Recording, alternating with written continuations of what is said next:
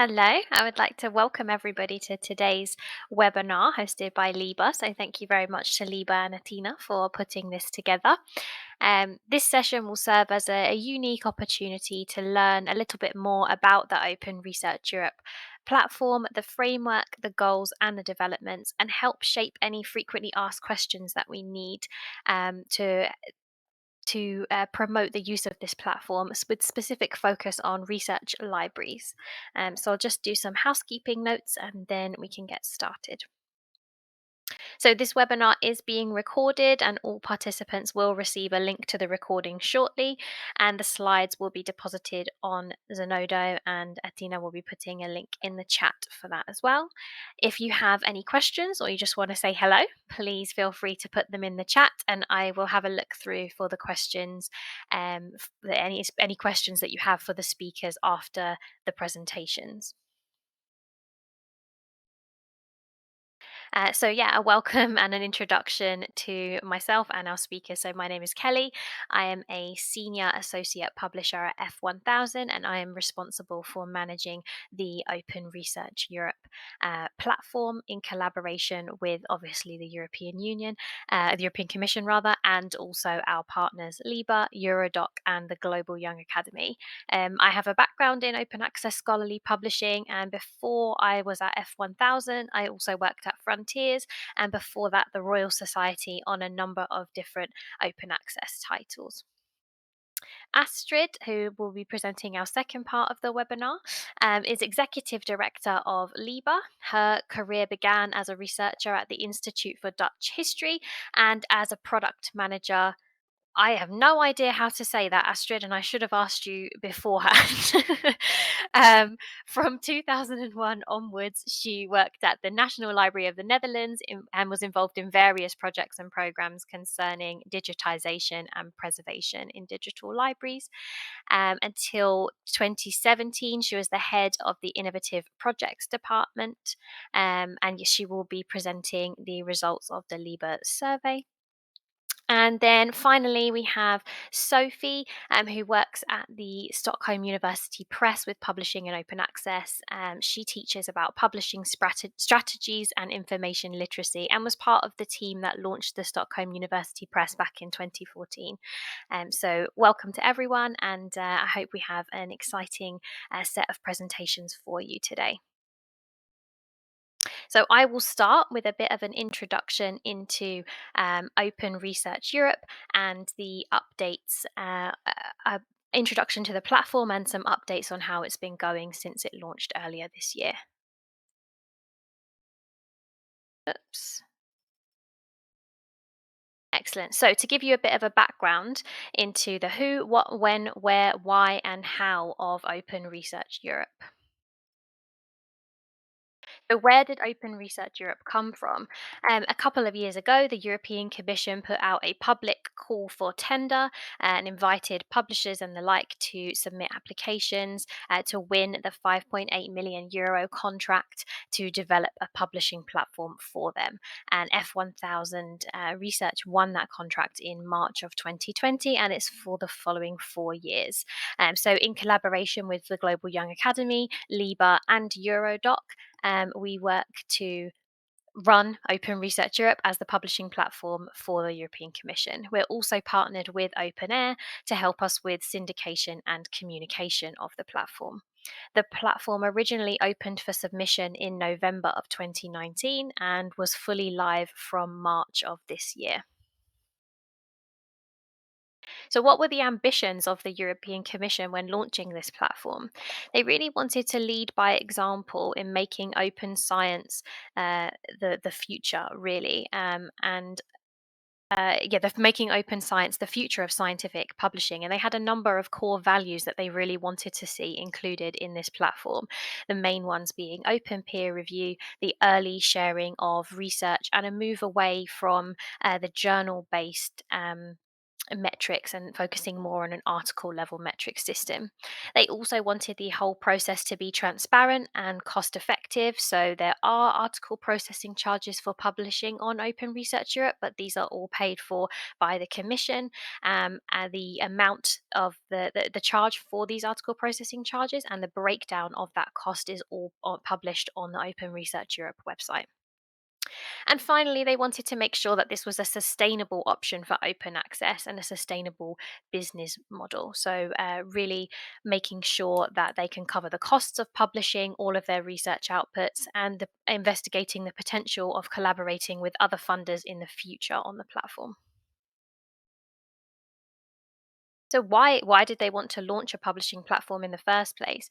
They really wanted to create a high quality, reliable, and efficient publishing venue for European Commission funded research. So it is a requirement of their grant agreements that their papers must be published fully open access. So they wanted to provide a venue where authors could publish for free, but still meeting all of the requirements of their work, which is those requirements are pretty hefty. I can imagine most of you know.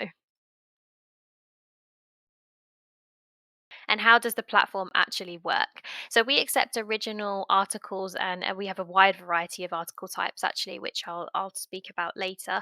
But the platform publishes original peer-reviewed articles and preprints stemming from Horizon 2020 funded research, and now going forwards Horizon Europe funded research as well. We offer a media open access after our in-house checks, which again I'll talk about later, with the content being licensed for reuse under a CCBY normally. But if there's any other changes, then the content license is displayed on the article as well. We operate on an open peer review model, which means the reviewers' identities are published on the website, their reviews are also published on the website, and we allow post publication comments from any readers of the articles as well. And Open Research Europe has to be fully connected to repositories to allow for open data and open software, preservation of content, and also to increase discoverability. As I mentioned earlier, the European Commission wanted to move away from a journal based metric system into an article level metric system. So each article does have a dedicated metrics page which displays the number of views, downloads, and also citations that each article has received. And we will be looking to add more metrics to that page in the future. Of course, we had to be completely explicit and transparent on our business processes and publishing policies. So all of the publishing policies, including editorial, legal policies, are all published on the website for everyone to see, and it is fully aligned with the European Commission policies and principles. It's up to date with the most recent work program of Horizon Europe. So this really takes the burden off of the researchers, as publishing with Open Research Europe ensures you're fully compliant with your grant agreement. And it's following the example that has been set by other funders such as the Wellcome Trust and the Bill and Melinda Gates Foundation, with Wellcome and Gates Open Research, respectively. So, what is the publishing model of Open Research Europe? So, as I said, it is a post publication peer review model of publishing. This means the papers are published open access with DOIs as preprints whilst we carry out the peer review process. And this allows for a very quick publication and public access to the work. So, on average, it's taking currently anywhere between 7 to 35 days to publish a paper on the website after its initial submission. Once the paper is deemed to have passed peer review, and I'll explain exactly what that means later, it's at that point that the papers will be sent to various indexes and repositories. So let's look a little bit closer at the preprint stage of publication on Open Research Europe. So I mentioned that we have a wide variety of article types, and one reason for this is to cover the wide range of research areas that we cover. So we offer a publication of all research funded under Horizon 2020 and Horizon Europe, including STEM subjects and the humanities and social sciences as well. The European Commission was also committed to capturing all types of research output and to ensure that no work coming as a result of one of their grants was wasted or not published anywhere. So we're aiming to meet the needs of all of the researchers that we serve with this wide variety of article types. So more conventionally, people would save up their research and publish it in one big research article at the end. But with Open Research Europe, you can actually break your paper down and publish it as a couple of different article types throughout the life cycle of your research project. And it also allows for you to publish negative results as well, or pieces of research that are not going to be included in that final research article.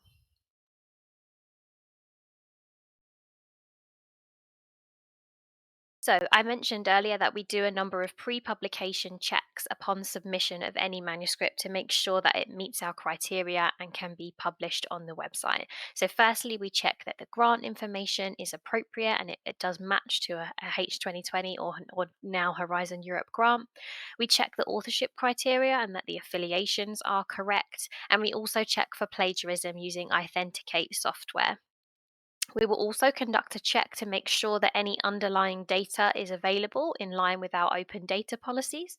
We operate on a policy of as open as possible, but as closed as necessary. So we do understand that there are occasions where the data may not be made openly available, and that can be included within the data availability statement in your article. But as our general policy is that the data should be deposited upon publication of the manuscript. We'll also check that the appropriate ethics and consent statements are present and check any ethics approval processes as well. Make sure that the article type is correct and the relevant guidelines have been followed, that the methods are detailed and reproducible, and we'll do a light copy edit as well if necessary.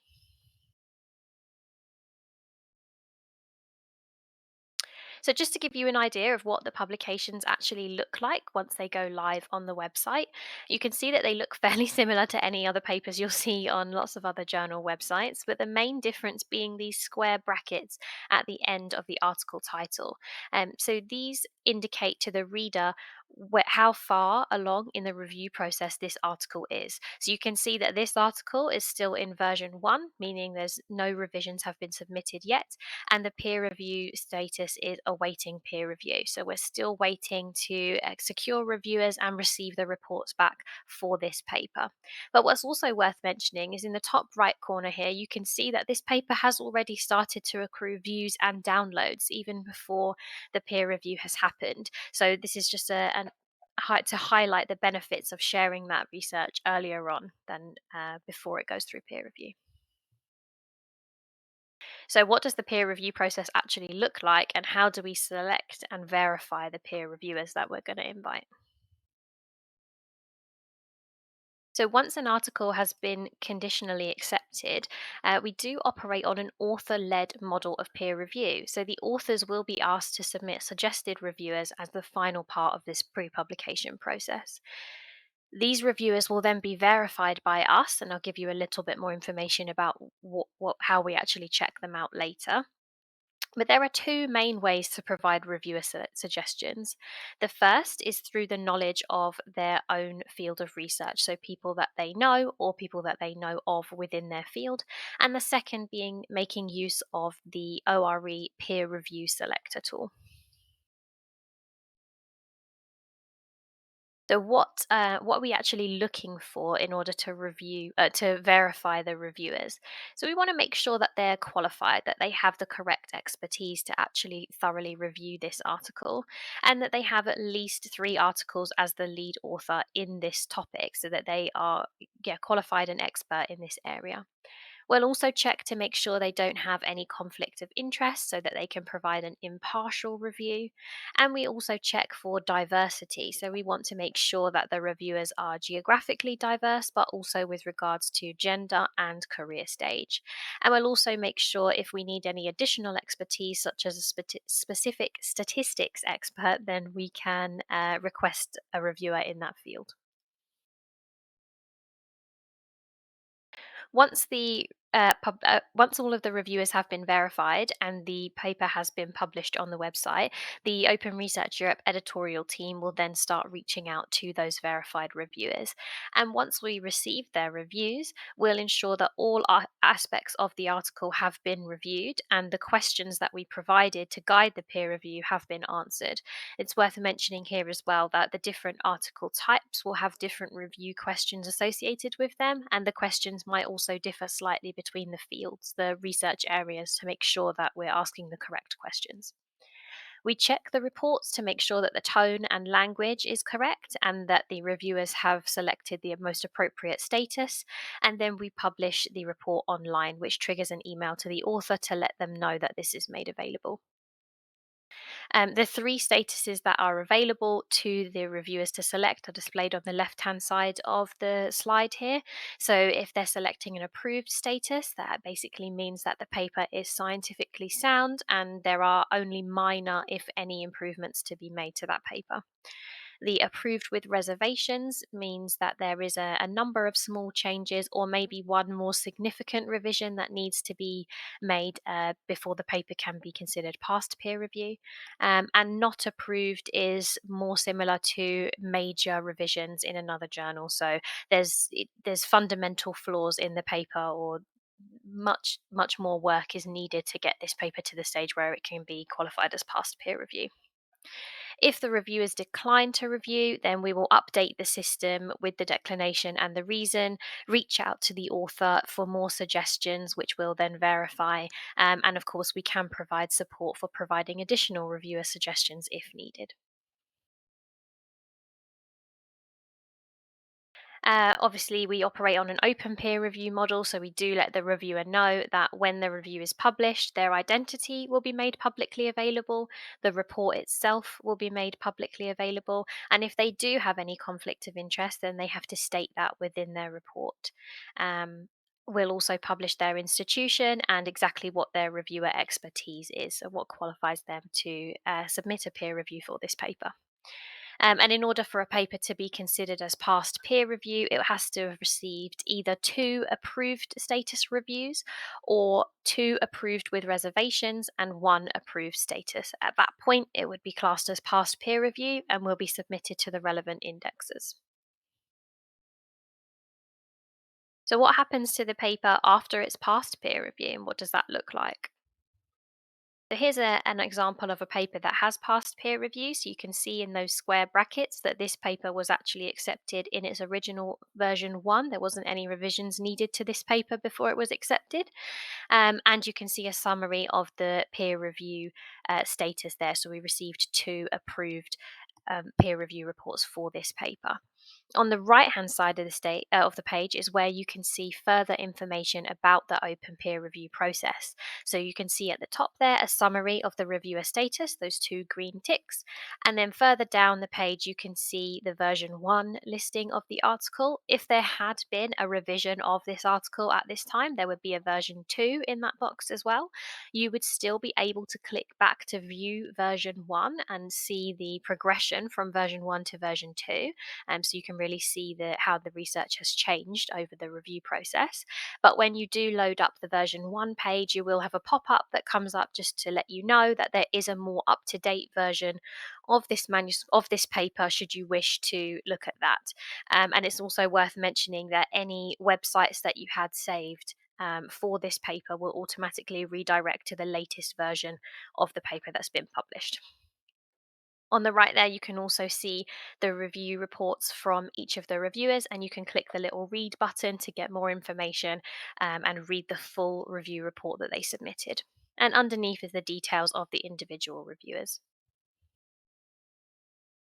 So if you do click that little read button and bring up the reviewer report, you can see the full report that has been submitted by the referee with the status at the top, the date it was received, the identification of the reviewer, and then the report. And you can also click to see the response from the author, so you can really see how they've addressed each of the points that were raised by the reviewers. It's worth mentioning that each of the review reports have their own DOIs and are fully open access and citable. And readers also have the ability to comment on the article and the peer review reports themselves to really get involved in the scientific discourse. So, what are the benefits of publishing in Open Research Europe? Very quickly, it's very quick process. So the articles can be published as quickly as 7 days after submitting, depending on the level of revision that is needed and identified as part of our pre-publication checks.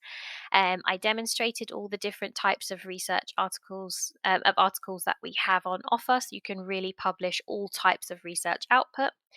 It really takes the burden away from the researchers in fulfilling the Commission's open access and data sharing requirements. So you know that when publishing with us, you're fully compliant. And we're doing our bit towards the reproducibility and replicability crisis by making sure that data is published alongside the article where possible. Obviously, it's a fully transparent process, being open access, open peer review, open data, and a very author led process. And the costs are being met directly by the Commission, so the authors don't need to worry about sourcing additional funding for the article processing charges. So that's a bit of a whistle stop tour of Open Research Europe as a platform. In the last few minutes, I just wanted to give you an update on how the platform is doing so far. So we have published 120 articles. I think it's a little bit more than that now, actually, today. But as of yesterday, we published 120 articles. 40 of them, actually, I did check this morning, have now passed peer review. We've got more than 8,000 total views, which is about 60 views on average per published paper, and 2,500 downloads, which is about 20 downloads per paper. Those numbers jump up considerably. I think it's about double. So it's 120 views per paper that's passed peer review, and over 40 downloads of papers that have passed peer review. You can see that the vast majority of the papers that we publish are original research articles, but people are also taking advantage of the other article types that we offer. But it's very nice to see that people are choosing to publish their primary research articles with us. And on the right hand side of the page, you can see a split between the subject areas that we're publishing. So, something that was a bit of a surprise to us was the popularity of the platform within the social sciences. That wasn't something that we were expecting. But you can see that we have received submissions across all of the subject areas that we cover, with agriculture and veterinary studies lagging a little bit behind. So, we are looking to do some specific outreach in that area to make sure we're meeting the needs of researchers there. It's also, I just wanted to highlight, it's not in the slides because it only happened yesterday, but Open Research Europe has just been accepted into the directory of open access journals, which is an amazing step for us, our first step on getting validated and getting into all those important indexes. So, yeah, you're one of the first people to know that if you're in this webinar, so you can feel very pleased about that. And also, for your information, the top 10 countries that are publishing with us are Spain, UK, Germany, Italy, France, the Netherlands, Greece, Belgium, Austria, and Ireland. But we're getting a lot more submissions these days from the Eastern European countries as well. And we're hoping to put out some data very soon to give you the country breakdown. So keep an eye on our Twitter page for that. And finally, how do we want to work with libraries to make sure that the content is as discoverable as possible? So we really want to work with you to promote the platform to your researchers. So if you're holding any Horizon Europe information days and want us to come along and just give an introduction to the platform, please feel free to reach out to me. I'm happy to get involved with events such as that.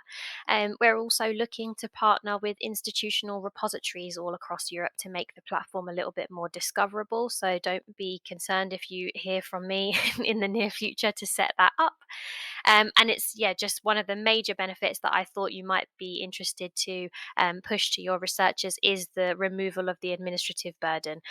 There are a lot of open science requirements in the Horizon Europe grants, and if researchers are publishing with other journals, a lot of that burden does fall on them, and a lot of the time it can be quite overwhelming. So yeah, it's a big plus to say that all of those requirements are met by publishing in Open Research Europe. So that's a bit of a whistle-stop tour there of Open Research Europe, and I'm happy to take any questions at the end. But I think for now, I'm handing over to Astrid. Thank you, Kelly. I hope you can all hear me okay. As a partner in the ORE project team, LIBER launched a survey in the fall of 2020, which aimed at providing insights related to the awareness and experiences when it comes down to open practices and to the ORE platform in particular, from the perspective of research librarians in Europe. The survey was based on a similar survey launched earlier by Eurodoc, one of the other partners in the ORE project team. The LIBER survey ran from September until October 2020. It was sent to the 450 LIBER members and was disseminated to LIBER channels. The total number of valid responses we received was 110. Today, I will just present a small short summary of the conclusions and the answers of the survey. The full report is available on the LIBER website. And that report also includes additional comments and concerns from research libraries. The survey was already concluded a year ago, so it might be interesting today to hear from the audience if things have changed. It has been an intense year, but also maybe to hear some reflections from other perspectives than only research libraries. So where did this participants come from? A large number of answers came from the United Kingdom. This might be explained by the fact that the coordinator of the project is based in the UK.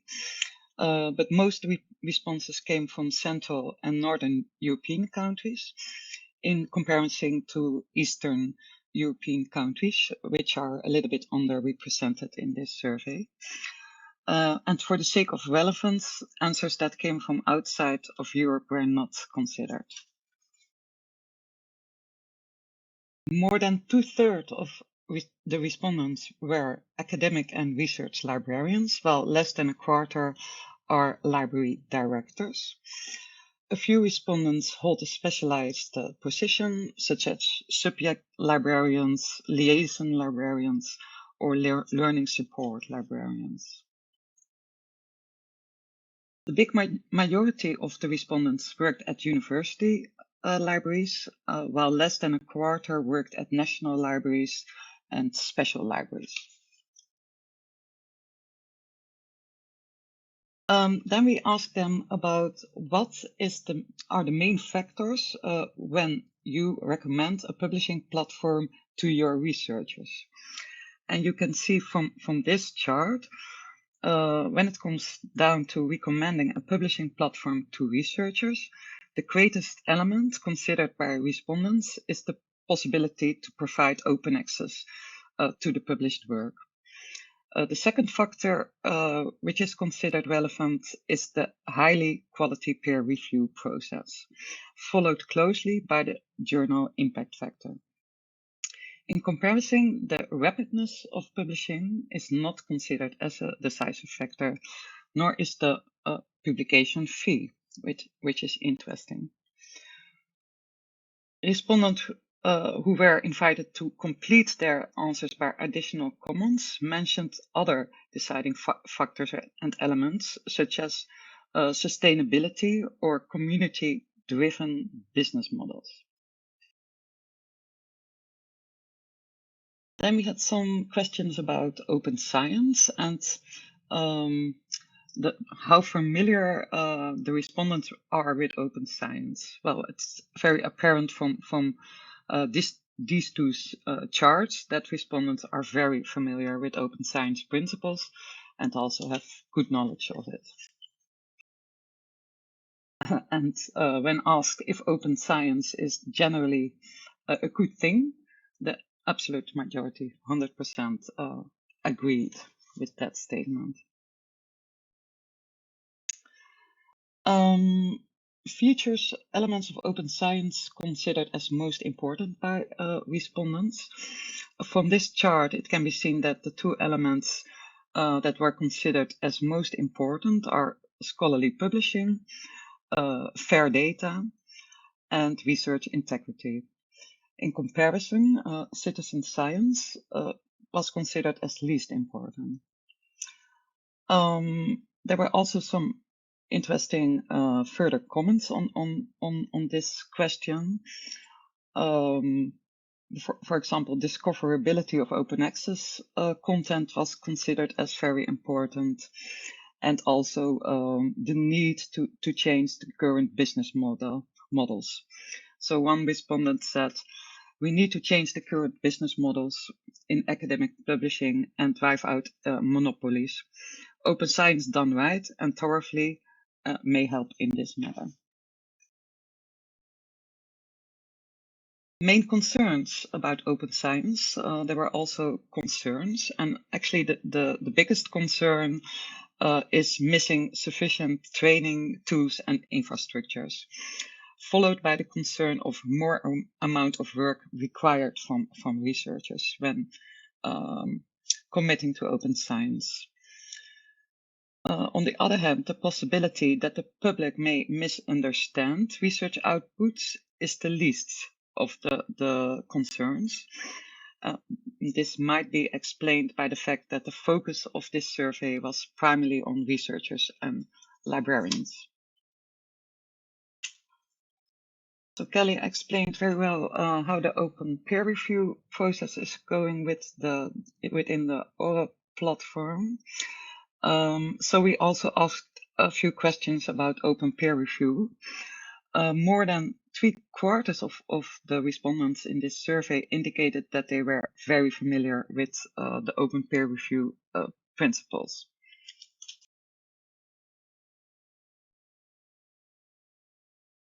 And if we asked if open peer review principles were considered as better than conventional closed peer review, almost 2/3 of the respondents have agreed with that statement, that open peer review is generally better than conventional closed peer review. Also interesting that slightly more than 1/3 were not sure that this is the case. The most important advantage of open peer review considered by respondents is that it improves communication and understanding between authors, reviewers, editors, and the broader community in general. In comparison, the advantage which is considered as the least important is that it helps to detect reviewers' conflicts of interest. The main concern about open peer review was the increased likelihood of reviewers declining to review, and in comparison, the potential more amount of work required by reviewers was considered as not as a big concern.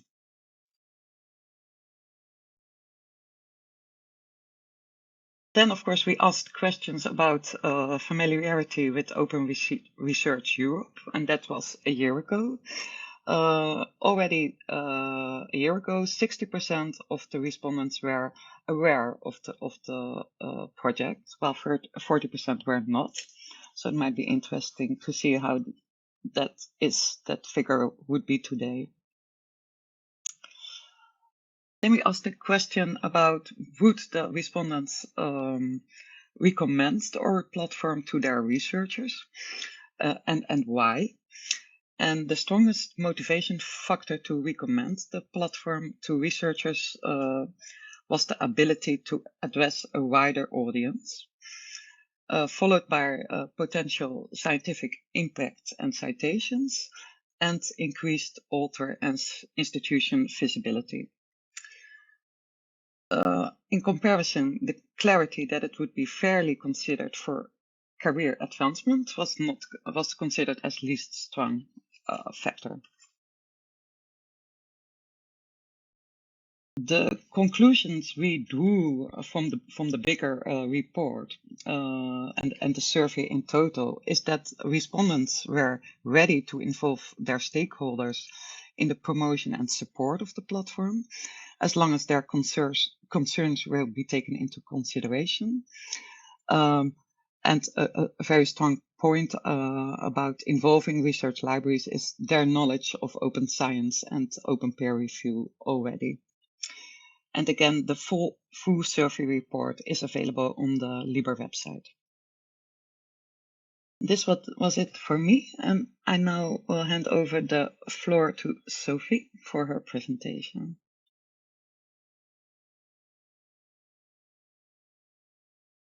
Thank you very much, Astrid, and thank you for that overview of the survey done for librarians. So I've been asked to show a little bit from my daily work of working with supporting researchers and maybe picking up on some things that concern them. I just want to say as a disclaimer from the start that we haven't done any big surveys or anything like that in connection to this particular platform. So what I've drawn out is common questions and concerns from researchers about to get published. So it could be any platform that we introduce. Also, that it's a small sample. Usually Swedish researchers. And as Kelly noted, Sweden is not one of the top countries in number of publications on the ORE platform so far, which may or may not be connected in sort of patterns on how much funded they get from Horizon Europe or any other EU Commission projects. With that said, I'd still like to say something, and from a perspective of researchers, I don't know if you have the same experience as I do, you often get quite a lot of critical questions, which is sort of a way of understanding or investigating the world based on your previous knowledge or the world around you. I'd also like to start by saying something about publishing and scholarly communication in general. Something that I've found from my own research is that scholarly communication is a network activity, meaning that we build on knowledge from each other and discuss things and reiterate things. And this is embedded in academic tradition, that you share ideas and test results together, either by presenting them at a conference, submitting a journal paper, participating in a society or other online spaces. So this is how we develop thoughts, is to test them and try them, meaning that we need these outlets to be able to communicate our research. And there could be many outlets and not just one that could serve this purpose. But traditionally, it is journal societies, conferences, and those online, and in later years, online spaces as well. So the interaction between people is really important. However, in the past, compared to a platform like this, where the peer review is done in the open, it's been at some levels quite an anonymized process, which may or may not be contributing to the quality of the work. I'd also like to say something about the traditional publishing discourse. I've been working with publishing for more than 15 years now, both in the commercial publishing world, but also with library publishing. And creating a new journal is to create a new environment, a new network environment. So you adjust to a social cultural practice by a topic or a research area. So it has to do with the disciplinary conventions or the audit regimes for that specific discipline. And authors submit their paper to such an outlet, adjust to the discourse within each discipline when they press the submit button, or prepare the manuscript for that matter. And also, every time a new journal is out, or you are looking at a journal that is new to you as an author, for example, you compare it to the context of the market that you currently know. And I'm not meaning market necessarily in a commercial sense, but a market on the availability of journals at your disposal. So you look at journals that are, or publishers for that matter, if you rather publish a book, you look at those who fulfill your criteria at the same time as it reaches the audience that you want to reach with your particular piece of research. And this is a culture that you learn by participating in it. So it's not something that is given or that is written in stone. It's a changing space. And it's sometimes hard to decipher, especially for PhD students who are trying to navigate in this world. This particular image that I show on the screen now comes from a book called Writing for Peer-Reviewed Journals, Strategies for Getting Published. There are similar books on the topic as well, but I thought this was a particularly meticulous one, which I could recommend to read. It is an interesting read because they sort of analyze and teach PhD students how to get into this world of publishing. With that said, journal publishing is not for everybody, but that, as an example of how this world of publishing is built.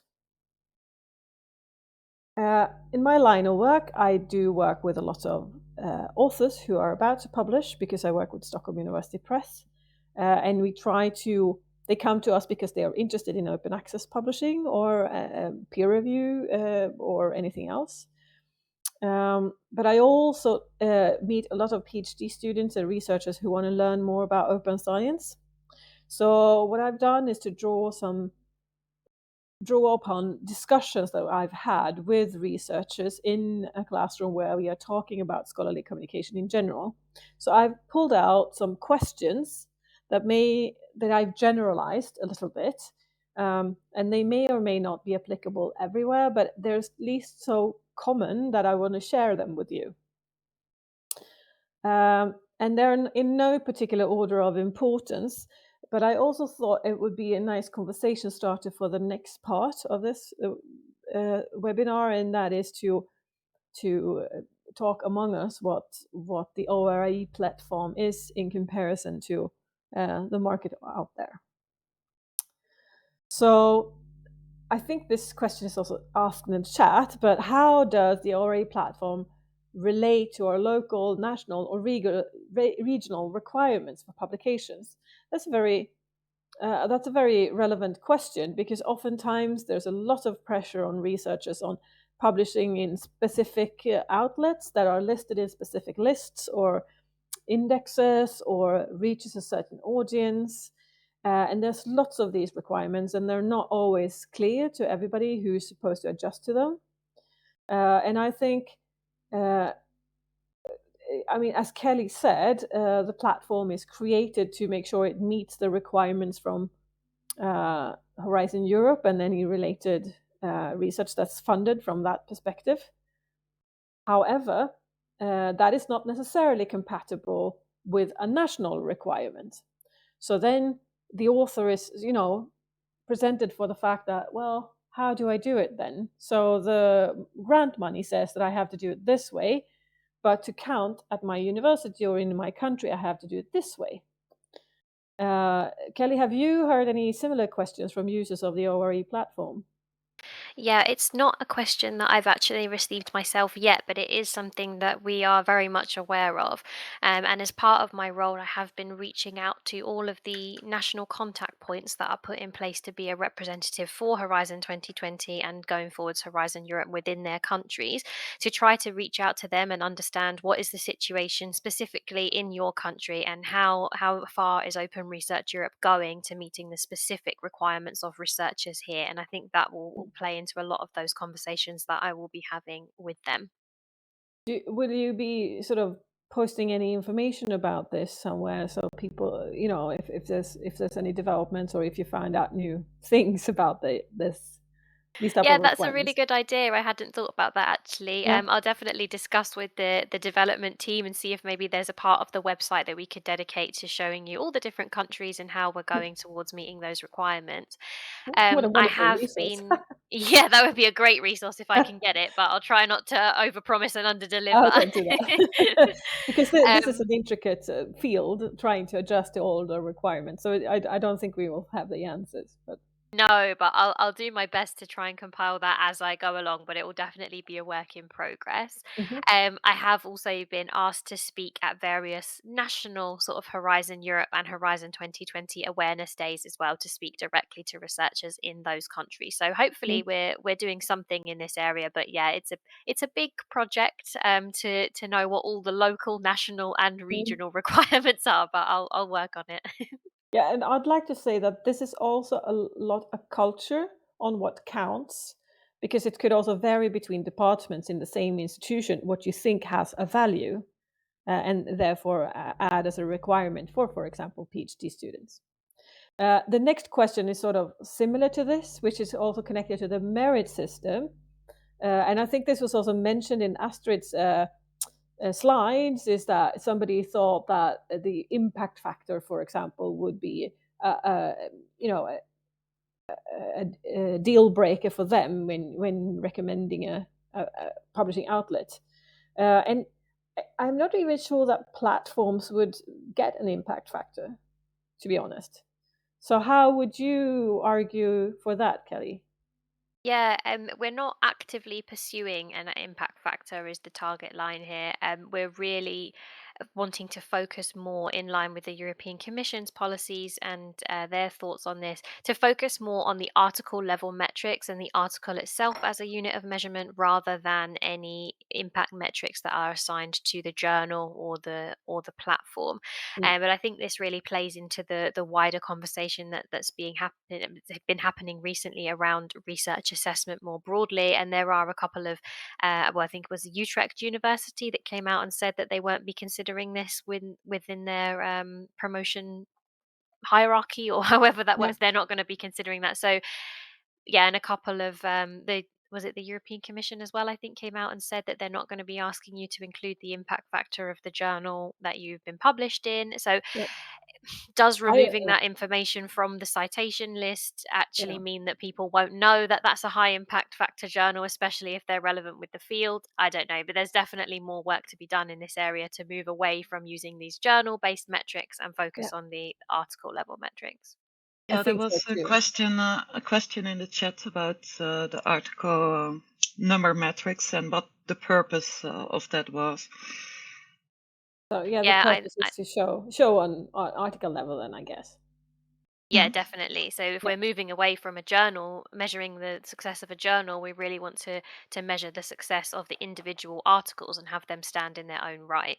mm, So that's why we track the views, downloads, and citations of the individual articles. But we are working internally to try to improve the article level metrics that we have on the platform as well to really push this forwards. good. And I would also say that there are several other universities that are trying to move away from even mentioning the impact factor. It shouldn't be mentioned in any recruitment documents, anything like that. So I hope that culture will change. I think University College London, for example, have also been very clear on, we're moving away from this now. We have to change our rhetorics a little bit. And I think it's good, because the merit of the whole could seldom say something about the merit of the detail in any case. But still, this is something that researchers are, uh, they feel pressure to adjust to adjust to these structures. So that is why the question often comes up. And I'm sure my colleagues, who also the person who asked the question in the chat, sort of gets the same questions all the time. So, well, just give me the impact factor so that I can choose. And it's sometimes a hard conversation to have, because the arguments are maybe not relevant to that particular person. Anyway, one thing that I thought was interesting, and I think many researchers would as well, and I think there was also a question in the chat about this, about copy editing and light copy editing, and what kind of support will the editorial team provide? Because I mean, as you said, the platform publishes any discipline, So any discipline-specific language might, not always be easy to adjust. And also, let's say that English is not your native language. Do you only publish in English for that matter? At the minute we do, yeah. Yeah. So what kind of support would you get? Do you style documents for authors, or how does it work? Yeah, so the production team do go through and format all of the articles according to our different article guidelines. I am not so heavily involved in the editorial process, but what I will say is that we are doing a demo on the 5th of November in which I'm Mhm. going to be joined by colleagues from the pre publications team. So, those that do the pre publication checks, including the copy edit, and also colleagues from the peer review team. So, those that oversee the verification and invitation of the reviewers. So if you do have more specific questions that you would like to pose to them, who'll definitely be able to answer, Mm. please do sign up for that webinar on the 5th of November because they'll be able to answer you much better than I can. Good. Yeah, because I think this is also a question that many people ask when we talk about preprints in general, is that, well, not everybody is, good at writing at the first attempt, so they might need a little bit of a push along the way to, become legible or understandable, because it's still a communication effort we're trying to explain something, which is not easy, not even in your own native language, I would say. So Yeah, that would be interesting. Yeah. there were discussions around publishing articles in different languages, and it was something that the European Commission were really interested to do. So it is on my radar. It's just a Mm. big endeavour to undertake that. But we are working to try to translate the how it works page on the website. So to describe the peer review process that currently also exists in Greek, but we're working towards trying to get that published in a range of different languages as well. So at least we can provide that. Yeah, that sounds wise. Might increase also the number of submissions. I don't know. Other things. Well, one thing that researchers are really keen on is timing. And a lot of the PhD students that I meet are a lot considering the timing of their thesis publication. So they need to know exactly when the paper will be out, and if it is out in a version that will be accepted to be included in their thesis, which is also may vary between institutions. So some institutions accept a paper that's under review, while for some institutions they all have to be published if you do a compilations thesis. That is. Do you have any? Does it? Do you have any data on how long it takes? Yeah, so on average, it's taking our editorial team 7 days to conduct the pre publication checks. So, 7 days after you submit, you will hear from a member of our team to say, these are the things that need to change in your article before we can publish it online. On average, it does take 35 days to then get that paper published online from first submission. So, the big bulk of that is actually the amount of time it takes the authors to do those revisions. So I would suggest if you're really on a tight time scale, make sure that you read our article guidelines really carefully and that there's not very much for our editorial team to come back and say, you need to change this, you need to deposit your data here, for example. Mm. But we are conducting an author survey soon, and part of that survey is going to be asking, how clear were the instructions, how thorough do you think they were, and how was the submission process overall, so we can really make sure that they're as clear as possible and that authors don't have to make so many revisions after they've submitted. Mhm. Before you move on to the next question, Sophia, I'm just Yeah, going to address a couple of the questions in the chat because yeah, we have sure. got I put quite in so a many few. questions. I mean, we can answer. We can talk for the entire night if you want to. Yeah, there's definitely lots to discuss. So the first few questions have kind of been answered whilst we've been chatting here. So thanks for that, Sophie. But there was a question from Jean-Francois Lutz who asked what would happen to the published material in the event of a non-review of the current 4-year contract between the European Commission and F1000. Obviously, that's a very pertinent issue. We want to make sure that this content is not lost, even if the contract with us does not get renewed. So as I said before, we're working with OpenAir and uh, organizations like Clocks, for example, to make sure that the content is still preserved online, even if for some reason the F1000 website was to just implode upon itself, which is not going to happen. But if we were to go down, the content would remain somewhere else. But further to that, there's a whole portion of our contract with the EC focused on sustainability of the platform and the publishing model and the content. So if the EC were to decide to take the contract somewhere else, we as F1000 would have to prepare guidelines and provide all of our processes to whoever was going to win the next contract so that they could continue the service without any disruption to the authors or the readers. There's another question regarding the peer reviewers. How do we provide recognition to the peer reviewers? That's a big question and a big debate in publishing at the minute. All of our registered users are asked to provide their ORCID ID upon registration, so they can link all of the review reports that they submit to their ORCID profile. And obviously, because the review process is entirely open, their names are published alongside all of the articles that they review, as well as the review they've actually written themselves, so they really can get credit for exactly what articles they reviewed and what they said, and also the changes that were made to that article as a result of that. All of the peer review reports are also have their own DOIs and are fully citable, so potentially could accrue citations for that author from their peer review reports. I think I'll throw back to you, Sophie, for the questions that you had, and I'll try and answer a couple more of the others in the chat. This one is one thing, a question that I get, and this is also something that I know normal journal editors struggle with, is that if you have a very narrow topic, as you do in many articles, how do you ensure that the peer review is without bias? I mean, open peer review, yes, but it must be tough to find a specific reviewer that actually knows the topic. And how do you know that if through a system, or if you're not using a regular editor that would be included in a network where those people could be found?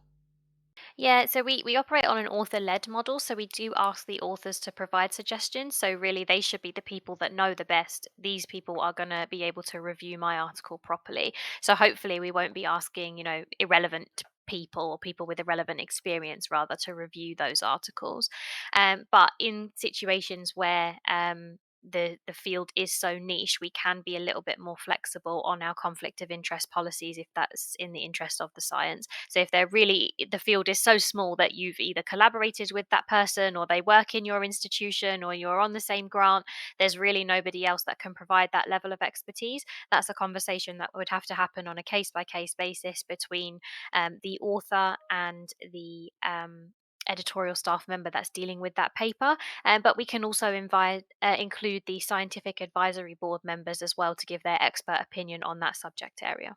Cool. And I guess also, since the information on who does the review is out in the open, it could actually benefit from that. That yes, I have a conflict of interest, but I declare it here, and here's my review. Exactly. And any conflict of interest would have to be put on the peer review report as well. Yeah. So we don't want to be doing that too often. We don't want people to think all of these reviews have conflicts of interest. But on the occasions that we do have to do it, it's clearly there. As long as you're transparent about it, I guess. Exactly. It can't be helped in some situations. I don't know if we have time for all the questions that I had, but I'm sure we could leave them out there for a response later, especially if you have a follow-up webinar where you demonstrate things. Yeah, so I think all the slides are available on Zenodo anyway, and the rest of your questions are in there. So I don't know, Atina, do we get like a copy of all the questions that were asked in the chat that maybe I can answer afterwards? Because there's a couple that are still left without answers. Mm-hmm. Yeah, Yes, we can do that. Excellent. So we'll address all the other questions in the chat and get that sent round to everybody afterwards. Do we But I have time guess. for one last one that I think is interesting? I don't think we will solve it here, and that is the CCBY license. So how, I mean, with a CC license, the rights belongs to the author of an article. However, it may or may not be that that particular person has the skills to defend themselves if they see that somebody is sort of misusing or not using their article properly. How would the platform relate to such issues? Yeah, I have never had so many questions in my life before about intellectual property and different licenses until I took this position, and I am by no means an expert, but I'll do my best here. Obviously, in the first instance, they can feel free to reach out to us as the platform and assist them in any occasions where they think their work is being misused. But particularly for Horizon 2020 and Horizon Europe fundees, I would strongly recommend that they reach out to the European IP Help Desk. I believe that's the correct name. I'll try and grab the link and pop it in the chat or in the email that follows up. They are much better placed to be able to help you with all of these queries, and we can definitely point you in that direction. But yeah, I think it's a major part of the new Horizon Europe model grant agreement as well, to make sure that if you have any concerns about sharing your data or the reuse of your data or your work more generally, that you stipulate that in the grant agreement and it's made clear and transparent for everybody to see, so that when it comes to publishing your work, if you do need to publish it under a different CC license, i.e. not a CC BY license, that we know what the reasons are and it's been shared from the outset of the project. I think I found the link, so I put it in the chat. Oh, thank you. But that's good, because I think this is also an area where I think many institutions and many publishing outlets need to improve, that we need to help share information on what happens with material that's shared for free. On the other hand, I've noticed that it actually helps to battle plagiarism, because if you publish digital content with the CCBY license, it's fully open for text and data mining, meaning that it's easier for tools that check plagiarism to pick up on the full text version. So actually, you can find plagiarism cases more easily with open access, which Yeah, would that's help, a really I good think. point. Yeah. What was the last question I had? Hang on. And this was also a question in the chat that might be worth putting into the recording, even if we are running a little bit over time. So the reviewers, they get, they get famous for putting their name on their review, but do they get any other form of compensation, or how does that work? Yeah, that's a reviewer reward, and kind of comes hand in hand with reviewer fatigue, right? It's a very controversial issue at the minute in academic publishing. There is no other form of compensation on the Open Research Europe platform as of yet, apart from obviously the fame and the pride that you should get from reviewing a paper on Open Research Europe. But yeah, no, there's no formal compensation at the minute. Maybe that's a good thing as well, because paying somebody could mean another transaction that is happening. Anyway, Yeah, it's an interesting debate, isn't it? yeah. Especially in the world of like APC publishing. If the reviewers feel like they're more likely to get invited and paid if they accept a paper as opposed to request revisions, that's a very dangerous game that we don't really want to get into. Mhm. Yeah, and I think that was actually the last question. I think. Yes. Excellent.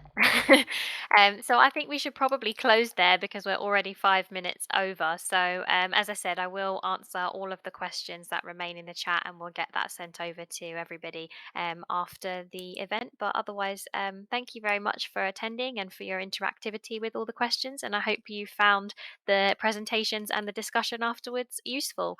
If you do have further questions or would like more information about Open Research Europe and the pre-publication checks and the peer review, do sign up to our demo on the 5th of November. The pre-publications team will be there to answer any more in-depth questions you might have about that. They're far more knowledgeable than me, so I'll leave that to them to address. Otherwise, thank you very much and have a great rest of your afternoon and evening. Bye. Have a good weekend. Bye. Bye Bye bye. bye.